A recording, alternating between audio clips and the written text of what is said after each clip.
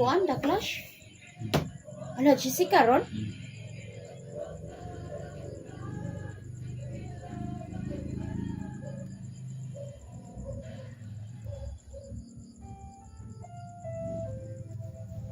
Thank you to our mom and dad.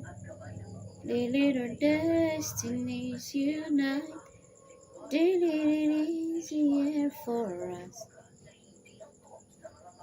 to fulfill the promises we've made. Vice President Sara Duterte nasasakdal ngayon sa kanyang impeachment trial. Bahay na nirentahan ng short-term lang, parang inangkin na raw at pinahouse blessing pa. Saan naman nagkamu-gamu? Pinalibutan ng ataol ng isang lalaki sa buhol.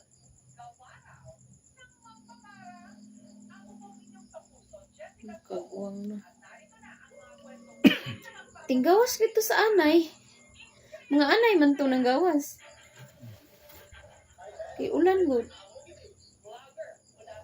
Ikuan daw, kusog daw gamay. Hala. Namatay.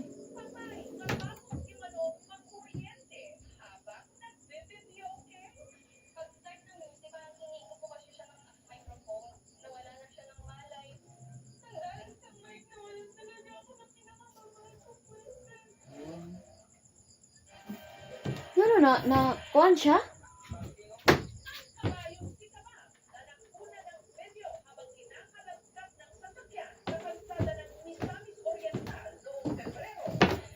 Yan na kuryente sa microphone?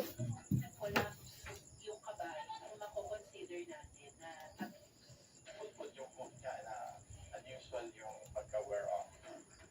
kamusta na kaya ngayon matapos ma-rescue?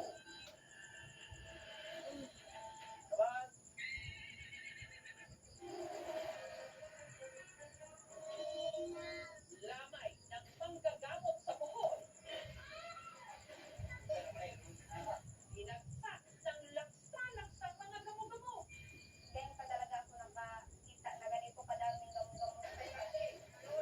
Wala ko Ano power sa nilaga? Dahil ang pinaglamayan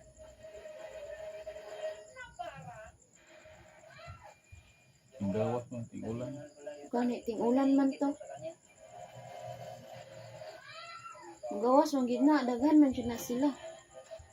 Kailangan talaga natin magsipag at mga DH o domestic helper sa home